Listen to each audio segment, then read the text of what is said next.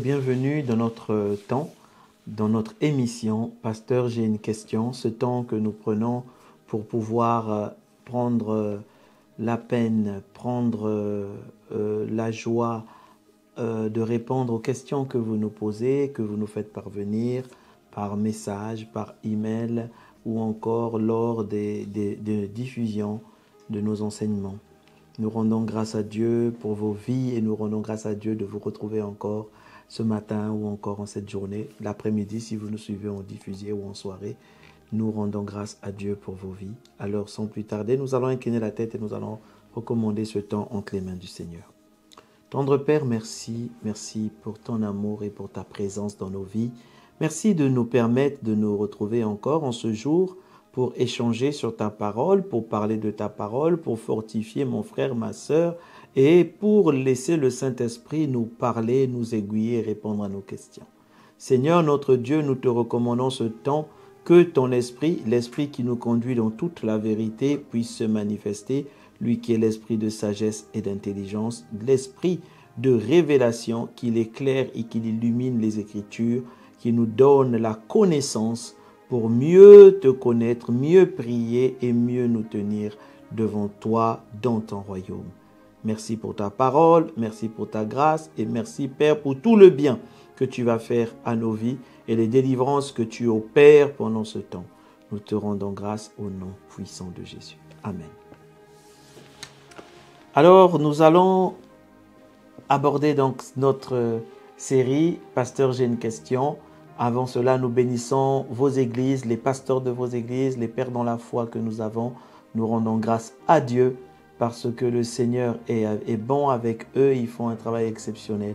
Je bénis Dieu aussi pour les personnes qui travaillent à la mise en place, à la réalisation de cette émission. Que le Seigneur leur fasse beaucoup de bien. Alors, sans plus tarder, nous allons continuer à répondre à nos questions. Nous prendrons un certain nombre de questions jusqu'à ce que le temps nous permette. J'essaierai de répondre assez rapidement afin de pouvoir répondre au maximum des questions posées. Alors, bonjour pasteur, c'est la question qui nous vient du frère Thomas B. Bonjour pasteur, je viens vers vous pour vous demander de me soutenir dans le combat que je mène contre les accusations de l'ennemi dans ma vie. Depuis la révélation du ministère de Dieu sur ma vie, je suis sans cesse combattu spirituellement et cela impacte ma vie professionnelle et relationnelle. L'ennemi a établi plusieurs chefs d'accusation et manœuvres contre moi, ce qui inclut l'incompréhension dans mon entourage, même ma communauté chrétienne, face à ce que je vis actuellement. En conséquence, je me trouve isolé dans cette bataille. Comment puis-je sortir de cette situation et pourriez-vous également prier pour moi? D'abord, ce que je vais dire, pour sortir de cette situation, il faut prier. Il faut prier que Dieu remette l'amour, la paix et l'harmonie au milieu de vous, au sein de vos relations, dans votre église et avec vos proches. Vous savez, la parole de Dieu, elle ne vient pas pour diviser.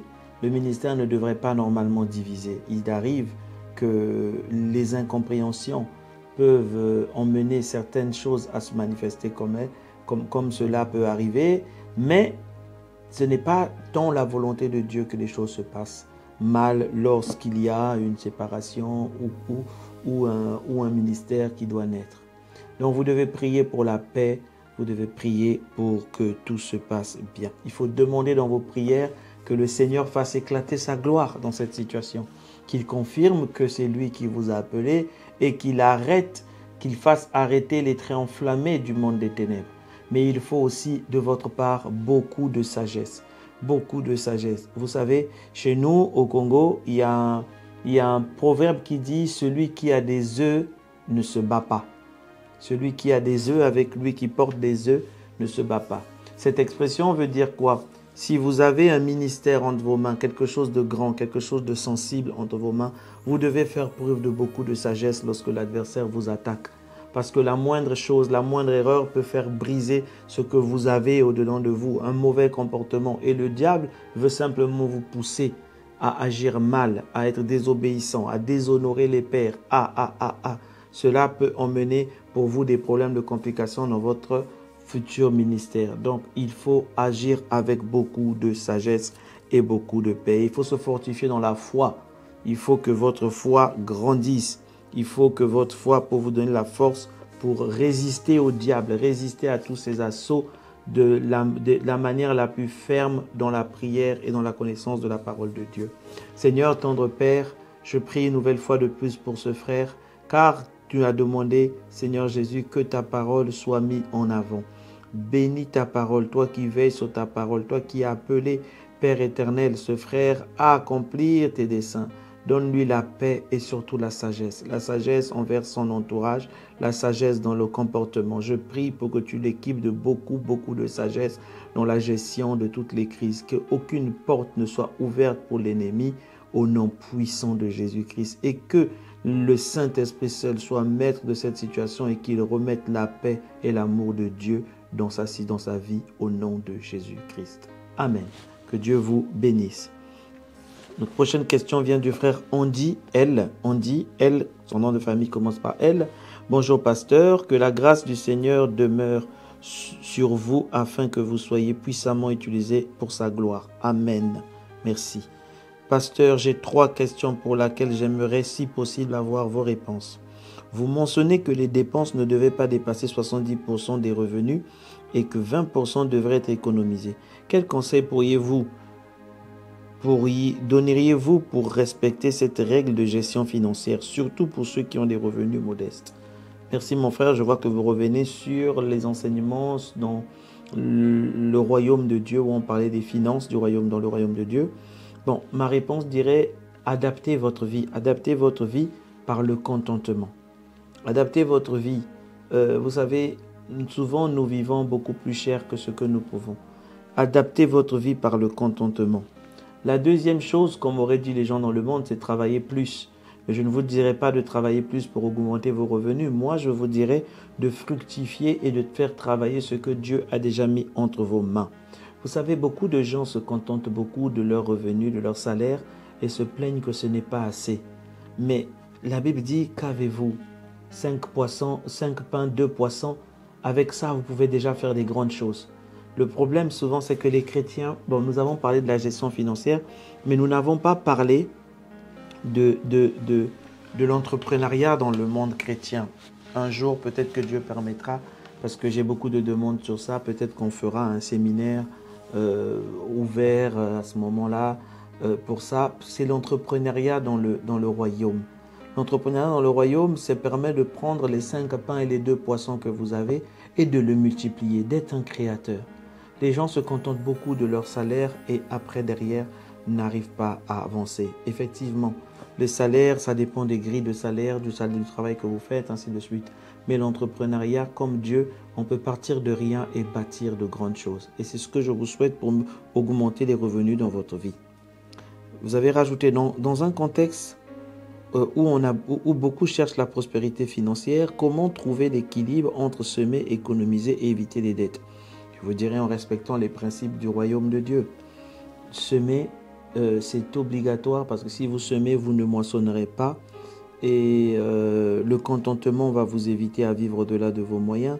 L'économie, c'est ce qui vous permettra d'avoir un peu et de pouvoir semer après cela, de pouvoir faire prospérer ce que vous avez. Quel conseil donnerez-vous à une personne qui a du mal à donner par crainte de manquer? Mon frère, ma soeur, si vous ne donnez pas, vous ne moissonnerez pas. Donner augmente dans votre vie. Là où la dîme protège vos revenus, donner, faire du bien aux autres, donner augmente dans vos vies, multiplie vos revenus. Vous voyez, quand vous donnez, on vous donnera. Mais Dieu vous donnera. Et on ne vous donnera pas seulement de l'argent. On peut vous donner un salaire plus grand. On vous donnera. Et cela reviendra. Donc, si vous ne donnez pas, je vous dis, à un moment, vous ne pourriez pas moissonner. À un moment, vous ne pourriez plus avoir de plus qui rentre dans vos vies. La prochaine question est la question de Chris N. Chris NG. Bonjour pasteur, que l'amour et la grâce de notre Seigneur Jésus demeurent à jamais dans votre vie. Amen, merci. Depuis quelque temps, vous abordez le sujet de la loi, la grâce et la miséricorde. J'aimerais connaître la différence entre ces 3 notions. En vous écoutant parler de la miséricorde, j'ai l'impression qu'en Christ, nous avons moins d'efforts à fournir dans ce genre de situation. Que devions-nous faire Bon, j'ai répondu déjà à la précédente session, pasteur, j'ai une question. Je vous renverrai peut-être la suivre. J'ai pris le temps d'expliquer ces questions qui concernaient comment nous devons vivre et ce que nous devons vivre étant comment nous devons vivre la vie du repos. La vie du repos ne veut pas dire ne pas travailler. La vie du repos veut dire travailler. La vie du repos veut dire avancer avec Dieu et faire ce que Dieu nous demande. Alors la différence entre ces trois notions, la loi, j'en ai parlé aussi dans la dernière session de Pasteur, j'ai une question. La loi, ce sont des principes divins. La loi, ce sont des principes que Dieu a mis en place, mais la loi n'a pas été faite pour sauver les hommes.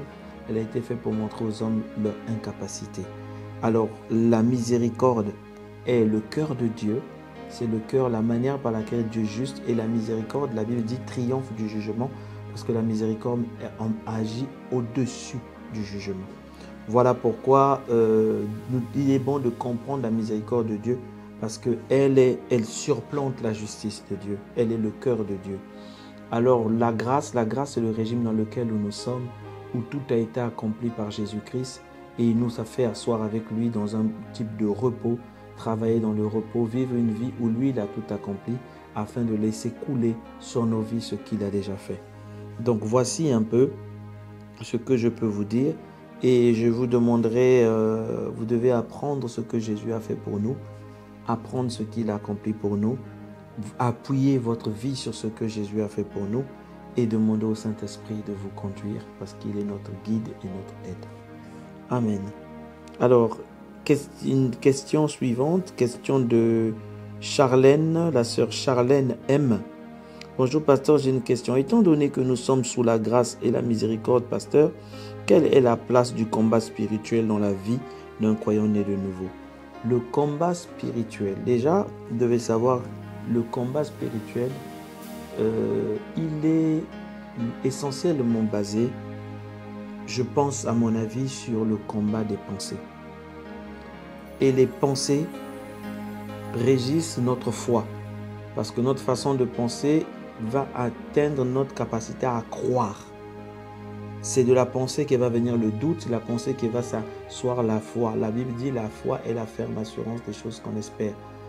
Des choses qu'on espère, c'est dans notre pensée, la manifestation de celles qu'on ne voit pas.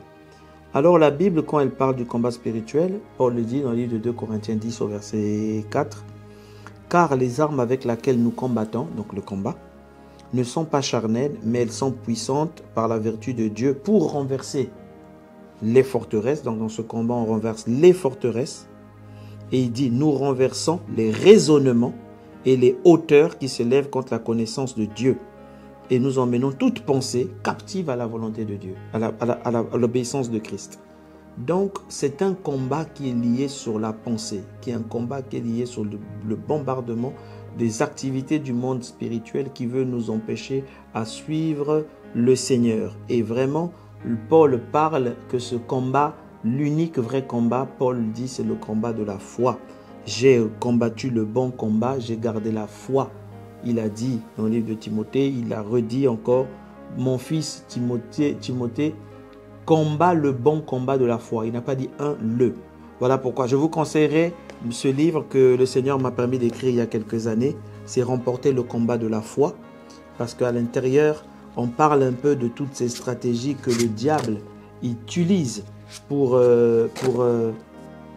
emmener les hommes à douter. Et comment il utilise plusieurs choses afin de nous sortir de la parole, afin de créer le doute dans de nous.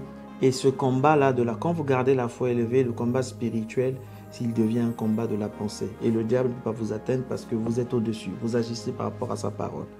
Que Dieu vous bénisse. Je vais passer donc à la prochaine question. C'est la question de la sœur Edna Z. Bonjour pasteur, j'espère que vous vous portez bien. Amen, par la grâce de Dieu. J'aimerais vous poser une question concernant la manière de se libérer de liens familiaux, même après avoir été baptisé. Amen. Bon, les liens familiaux, c'est ce que certaines personnes appellent les liens, d'autres appellent les réclamations. Pour moi, ce ne sont pas des liens ni des réclamations. Ça, c'est mon regard. Pourquoi? Parce que la Bible parle que Pierre a été réclamé par le Seigneur, par Satan, et même pas Pierre, tous les disciples, parce que souvent nous pensons que ce n'est que Pierre, mais ce n'est pas Pierre. Là, quand vous lisez la parole de Dieu, la Bible dit Pierre, Satan vous a réclamé afin de vous cribler. Mais j'ai prié pour toi. Quand tu seras donc debout, tu relèveras tes frères. C'est-à-dire que Satan voulait cribler tout le monde. Il voulait bombarder tout le monde et les cribler comme du froment. Tous. Parce qu'ils n'étaient pas encore nés de nouveau. À un moment où vous êtes nés de nouveau, on réclame quelque chose qui nous appartient. Au moment où vous êtes nés de nouveau, Satan n'a plus le droit de vous réclamer parce que vous ne lui appartenez plus. Cependant, Satan vous attaque souvent par des choses anciennes, les choses que vous aimez. Et il remet, David a dit que mon péché est constamment devant moi. Ça veut dire les choses qui attaquaient votre famille. Le diable veut vous montrer que vous y êtes encore. Il va mettre ces mêmes choses devant vous pour essayer de vous bombarder, de vous presser, de vous influencer plus précisément. Et ces influences peuvent avoir des effets sur votre vie. Vous voyez que vous continuez à vivre certaines mêmes choses, bien que vous n'êtes plus dedans. Ce sont des illusions. Vous devez vous lever, vous appuyer sur la parole de Dieu.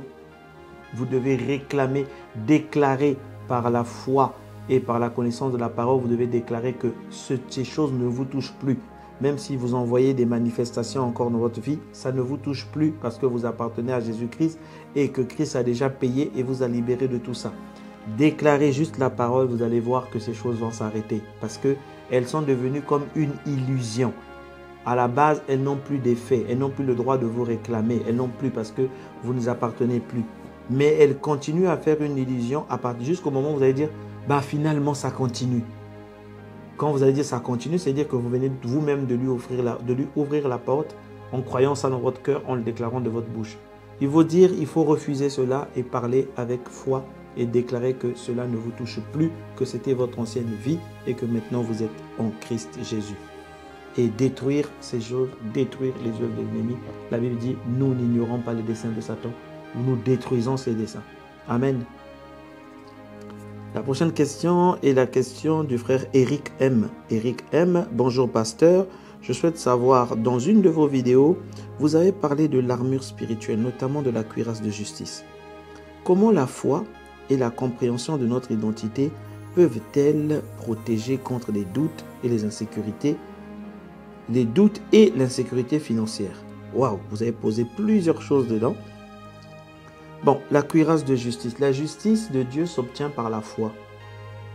La Bible dit la justice qui s'obtient par la foi et pour la foi. Ça veut dire que dans la grâce, la grâce aussi, c'est la foi qui saisit la grâce. Pour entrer dans le régime de la grâce, qui est un régime de justice, la Bible dit c'est la justice de Dieu est faite par la foi. D'où il est écrit, le juste vivra par la foi. Donc, pratiquer la justice de Dieu, la cuirasse de justice, c'est apprendre à vivre aussi par la foi. Et cette cuirasse nous parle de la justification, du fait que nous avons été justifiés, rendus justes avec Christ. Maintenant, vous dites, comment la compréhension de notre identité en Christ peuvent-elles nous protéger des doutes? Parce que quand vous comprenez votre identité, vous comprenez ce que Christ a fait pour vous. Vous comprenez que ce que nous vivons sur cette terre ne sont que des retombées du monde spirituel. Et si vous êtes assis dans la compréhension de la volonté de Christ pour vos vies et ce que Christ a fait pour vous, ça enlève le doute au-dedans de vous. Vous n'allez plus regarder au monde physique. Vous allez regarder en disant, mais tiens, les oiseaux ne manquent de rien. À combien plus forte raison mon Père qui est dans le ciel prendra-t-il soin de moi? La Bible dit, le Seigneur revêt les fleurs les lys des champs, après qu'on va brûler, à combien plus forte raison, il ne vous revêtira pas. Donc, toutes ces choses, qu'en connaissant votre identité en Christ et ce que Christ a accompli et a fait pour vous, va vous faire asseoir dans une forme de raison, je veux dire de raison spirituelle, de connaissance de la parole de Dieu qui vous fera augmenter votre foi. Car la Bible dit, la foi vient de ce que l'on entend vient de la parole de Christ. Donc la compréhension de votre entendement en Christ va faire augmenter votre foi Et l'armure dit que vous saisissez le bouclier de la foi avec lequel vous arrêtez tous les flets enflammés, tous les traits enflammés du monde, du diable, du monde des ténèbres. Donc tout ce qui va vous pousser contre l'insécurité financière, vous saurez que Jésus a déjà été, il s'est fait pauvre à la croix pour que nous soyons enrichis. Donc tout repose dans vraiment le changement de notre système de pensée. D'où la Bible dit, mon frère, je souhaite que tu prospères à tout égard, comme prospère l'état de ton âme et que tu sois en bonne santé. Donc la prospérité à tout égard, y compris la prospérité financière, vient par la prospérité de l'âme. Comment l'âme change, comment l'âme est restaurée, comment l'âme s'assoit dans la compréhension de ce que Christ a fait pour nous. Et cela impacte jusqu'à notre santé. La Bible dit, et que tu sois en bonne santé. Amen. Alors, la prochaine question nous vient du frère Don King. Don King qui dit, bonjour pasteur, que Dieu vous bénisse pour vos émissions. Amen. Nous attendons avec impatience l'ouverture de l'église pour communion en présentiel avec vous. J'aimerais comprendre. Que pouvez-vous me dire sur la notion du père spirituel, père dans la foi et mentor? Certains disent que nous n'avons de père spirituel que Dieu et que nous ne pouvons pas avoir d'autres pères spirituels. Merci et que Dieu vous bénisse. Bon, le père déjà c'est le pourvoyeur, là-bas le papa. Nous avons un père biologique parce que c'est ce père qui prend soin de nous, qui nous a donné la vie, biologiquement parlant. Nous avons un père spirituel qui est au-dessus de tout, qui nous a créés, qui nous a fabriqués, je veux dire, qui nous a fait. C'est notre père, c'est Dieu. C'est lui notre premier père. Après, il existe ce qu'on appelle les notions de père dans le monde spirituel. Par exemple, il y a un père spirituel. Je dis souvent, je bénis le Seigneur, je bénis les pères dans la foi, je bénis les pères.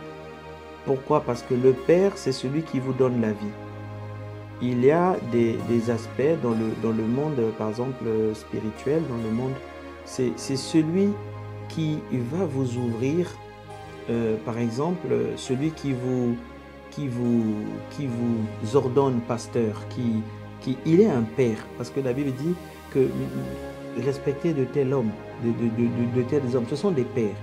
Ils ont été là pour vous, et ils ont payé le prix, ils vous ont nourri par la parole, ils ont pris soin de vous, ils vous ont enseigné, ce sont des pères. Et souvent, la notion de père spirituel, c'est quelqu'un qui vous ouvre une des portes dans la dimension spirituelle. Ça peut être la porte de la prédication, soit qui vous reconnaît en tant que pasteur, qui vous ordonne, ce sont des pères. Ou soit ceux qui ont commencé le ministère avant vous et qui ont prié pour que vos ministères puissent naître, ce sont des pères. Maintenant, les pères dans la foi, ce sont ce que je dirais à ce moment-là, ils deviennent des pères reconnus internationalement, nationalement, comme ayant une grande influence dans le monde chrétien, comme étant devenus des repères. Là, on peut parler par exemple en Afrique du pasteur Karambiri, ce sont des pères dans la foi. Du pasteur Chris Oyakilome, de l'évêque David Oyedepo. Aux États-Unis, vous allez parler du pasteur T.D. Jakes, du pasteur Joel Austin. En Asie, vous allez parler du pasteur Joseph Prince. En Afrique, vous avez l'évêque Enoch Adeboye. Vous avez beaucoup de pasteurs comme ça qui sont des pères dans la foi. C'est-à-dire, ce sont des gens que vous ne rencontrez même pas, mais dans la foi, ils agissent puissamment au travers de la foi. Maintenant, les mentors, ce sont des gens qui vous ont formé, pour lesquels vous apprenez. Vous pouvez apprendre à être, par exemple, j'ai été pour beaucoup de personnes un mentor, mais sans être un père. J'ai servi dans une église où on avait un père spirituel. On avait un père spirituel qui était là au moment où on baptisait ces gens-là, qui sont venus à Christ sous le mentorat de ce Père spirituel. Ça, il était notre Père spirituel.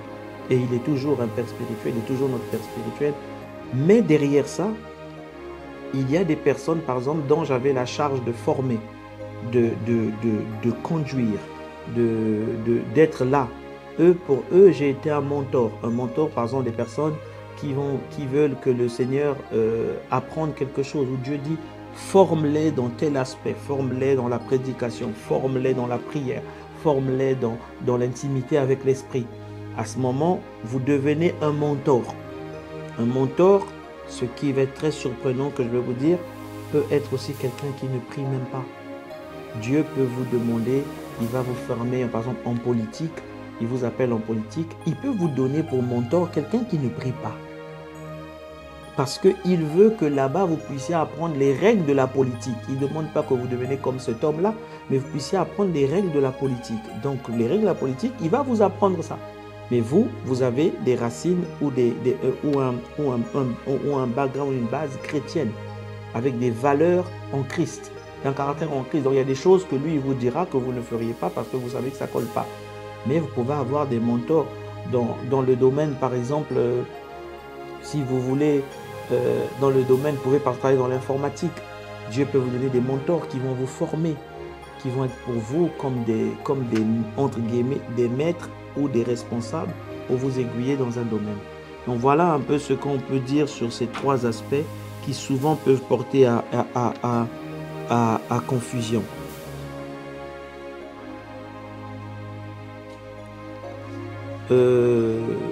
Prochaine question qui nous vient de la sœur Diane M. Bonjour pasteur Marc, j'ai une question. Comment distinguer entre les difficultés normales et les attaques spirituelles dans notre vie professionnelle? Vous avez bien dit comment distinguer entre ce qui est difficultés normales et attaques spirituelles dans notre vie professionnelle. Bon. Quand vous parlez de comment distinguer, on fait directement allusion à ce que l'on appelle le discernement. Vous devez demander au Saint-Esprit de vous enseigner ou de vous apprendre à discerner. Un exemple, déjà, le diable va se manifester devant vous comme une forme d'adversité, mais il peut aussi se manifester devant vous comme un fait normal. Par exemple, dans le cadre professionnel, il peut y avoir des blocages qui sont dus au fait d'un manque de compétences de votre part. Mais le diable va utiliser ce manque de compétences pour vous bloquer, par exemple, une promotion. Il y a des gens, par exemple, qui n'aiment pas se former, qui restent au même niveau. Mais demain, quand il y aura une promotion, même si Dieu avait dit c'est pour vous, il y a de fortes raisons que ça aille à quelqu'un qui est plus compétent que vous, qui a par exemple qui a été mieux formé que vous, parce que vous n'avez pas préparé ça. Donc le diable va utiliser une faiblesse normale ou naturelle pour faire un combat spirituel. Alors, et puis il y a des aspects où tout est ok, et vous savez que ça vraiment, en termes de compétences, c'est moi. En termes de ceci, c'est moi. En termes de cela, j'ai fait mes preuves, le Seigneur m'a conduit. Mais là, je sens une forme d'adversité qui ne veut pas, qui veut me garder à un même niveau. Là, c'est totalement spirituel. Vous vous levez contre ça, vous déclarez la parole, vous condamnez, vous détruisez par l'autorité que Dieu vous a donnée. Il a dit, je vais donner les clés du royaume. Ce que vous fermerez sur la terre sera fermé dans le ciel. Ce que vous ouvrirez sur la terre sera ouvert dans le ciel. Je vous donne la puissance de détruire les œuvres des ténèbres et rien ne pourra vous nuire. Là, vous détruisez par la prière et par la parole. Mais ne laissez pas que ce qui est naturel commence à devenir un aspect où le diable peut s'en servir pour devenir une attaque spirituelle. Et demandez au Saint-Esprit à discerner bien entre les deux ce que vous devez faire. La prochaine question, et la dernière que nous allons prendre avant de terminer, c'est du frère Sage L. Sage L. Bonjour, pasteur Marc Sakada. Je vous suis depuis un moment. Je suis énormément béni par vos enseignements. Nous rendons grâce à Dieu pour ça. Que Dieu vous bénisse davantage. J'ai besoin de conseils. Quels conseils donnerez-vous pour trouver la paix intérieure après des déceptions spirituelles? Quels sont les premiers pas pour surmonter des blessures causées par un responsable ou un frère en Christ? Bon. Comme vous avez dit, ce sont des conseils. Vous savez, le diable a vraiment beaucoup de stratégies pour détruire la famille chrétienne. Et souvent, nous manquons de sagesse. Nous manquons de sagesse parce que nous laissons le diable venir rentrer dans les affaires chrétiennes et cela crée beaucoup de déception auprès des frères, entre ceux qui nous suivent de loin, entre ceux qui nous suivent de près, entre ceux même dont nous sommes établis responsables. Et nous devons comprendre que derrière toutes les activités des hommes qui peuvent emmener des problèmes, des scandales, des ceci, il y a une activité spirituelle du diable qui prend plaisir à diviser les frères, à détruire l'Église. Il prend plaisir à ça et que Dieu n'est pas pour ça, Jésus-Christ n'est pas pour ça. La Bible dit dans le livre de Matthieu, allez, si vous saviez ce que veut dire je prends plaisir à la miséricorde et non au sacrifice, vous n'auriez pas condamné les innocents. Ça veut dire que vous auriez eu le cœur de Dieu et vous auriez pardonné et vous vous serez rendu compte que ces personnes étaient innocentes. Mais il y a des activités malheureusement démoniaques, des influences du diable qui attaquent l'Église afin d'emmener des divisions dans l'Église. Et malheureusement, nous chrétiens, nous laissons cela arriver. Je ne sais pas si je veux dire par manque de sagesse, mais je veux d'abord vous dire une chose, c'est que le premier pas, c'est que vous devez prier pour avoir le cœur de Dieu. La Bible dit « Heureux les miséricordieux, ils obtiendront miséricorde ». Ça veut dire que vous-même, vous devez être miséricordieux. Vous devez avoir le cœur d'amour de Dieu, le cœur qui pardonne. Vous devez comprendre que derrière ces hommes de Dieu ou ces femmes de Dieu, ils sont tous des êtres humains. Il peut y avoir des failles humaines. Il peut y avoir des failles que le diable va explorer pour attaquer l'Église. Ce n'est pas parce que nous sommes pasteurs que nous sommes parfaits. Nous essayons tous et nous travaillons tous à la perfection. Je vous parle, je ne suis pas parfait. Donc il y a certainement des gens à qui j'ai fait du mal, à qui j'ai blessé, que j'ai blessé. Peut-être même d'autres sans même me rendre compte. Donc, vous devez développer ce cœur en disant, ce ne sont que des hommes et ils ont certainement dû être sous le feu de l'ennemi pour agir ou penser d'une certaine manière et blesser les autres sans s'en rendre compte. Un serviteur de Dieu dit souvent que celui qui a été blessé blesse aussi s'il n'a pas été guéri. Donc, il faut vraiment que les hommes vous devez reconnaître que ce ne sont que des hommes, que ce ne sont que des femmes. Et ils ont besoin vraiment eux aussi de miséricorde venant de votre part. Vous savez, je vais terminer avec ça. Un serviteur de Dieu que j'aime beaucoup, Pasteur Rick Joyner, dans une vision qu'il avait eue, je témoigne souvent ça, il avait dit qu'il avait eu une vision où il a vu les grands hommes de Dieu qui ont vu la gloire de Dieu, remplis de gloire avec des armures qui brillaient tellement que ces hommes de Dieu ne voyaient pas un péché qui attaquait ces hommes de Dieu par l'arrière et les détruisait. Il s'agissait de l'orgueil. Le péché s'appelait l'orgueil. Vous voyez, il a dit, il fut surpris comment des gens qui ont vu la gloire de Dieu pouvaient se faire malmener par un petit péché. L'orgueil détruit souvent, les églises détruisent souvent. Les comparaisons, les ceci, cela, peuvent attaquer même les grands hommes de Dieu lorsque ces derniers n'ont pas protégé leur cœur face à l'orgueil. Et l'orgueil, c'est bien dommage parce que c'est un péché, lorsqu'il attaque, il attaque par derrière. Ça veut dire que celui qui est attaqué par l'orgueil, souvent ne se rend même pas compte qu'il est devenu orgueilleux. Et cela, il va voir son autorité, son pouvoir, ses responsabilités au sein de l'Église. Et souvent, cet orgueil peut emmener à ce qu'il peut y avoir des douleurs, des actes qui sont des actes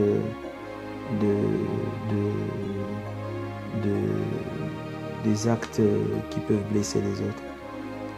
Un serviteur de Dieu m'avait dit un jour, Pasteur Marc, sachez que Jésus a été tenté de 3 manières. La première, c'était la soif et la famine par le diable. C'est-à-dire que les hommes de Dieu seront testés par les besoins charnels, seront testés et tentés par le diable, par les besoins charnels. La deuxième chose par laquelle le diable va tenter, c'est le pouvoir. Et si tu es vraiment fils de Dieu, ordonne. Et les hommes de Dieu, les serviteurs dans les églises sont aussi tentés par le pouvoir. Il y a un moment où le pouvoir monte tellement qu'on ordonne tout et on oublie. Et cela, on commence à tomber.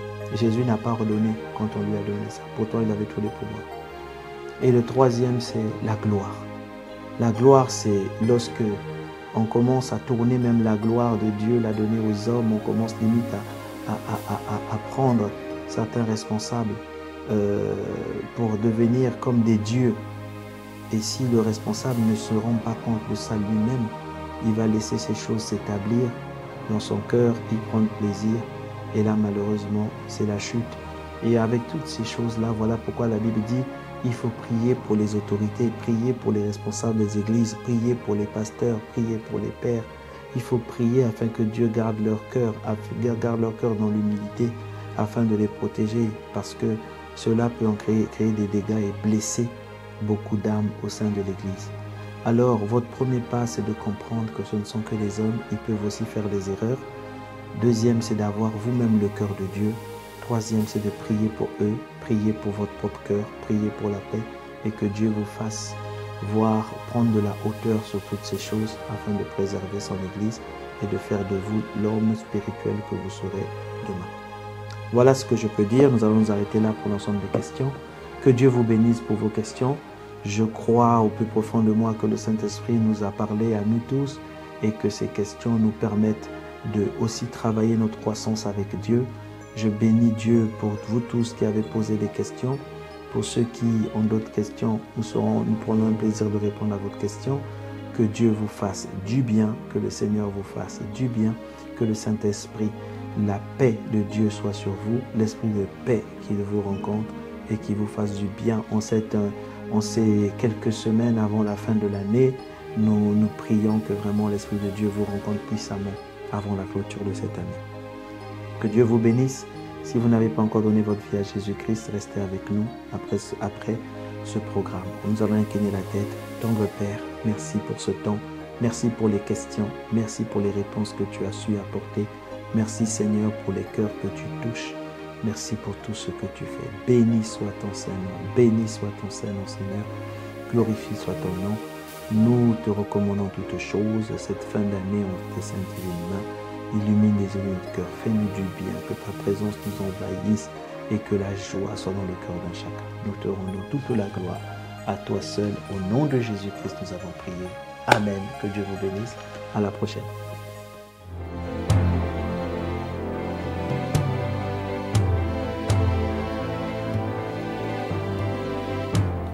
Ô Seigneur Dieu,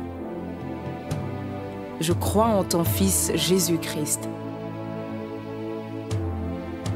Je crois qu'il est mort pour moi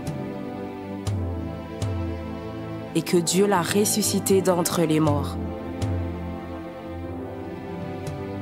Je confesse de ma bouche que Jésus-Christ est le Seigneur de ma vie, dès maintenant et pour toujours. Je donne ma vie à Jésus-Christ dès aujourd'hui et j'ouvre mon cœur par la foi et reçois le salut.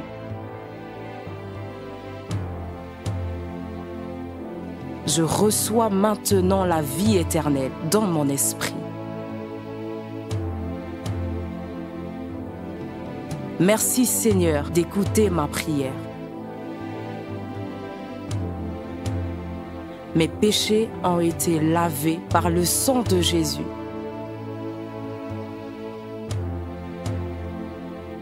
Christ vit maintenant en moi et je suis libre. Je suis sauvé.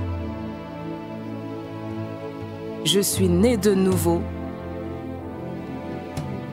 et dès aujourd'hui, je marche en ayant conscience de ma nouvelle vie en Jésus-Christ. Amen.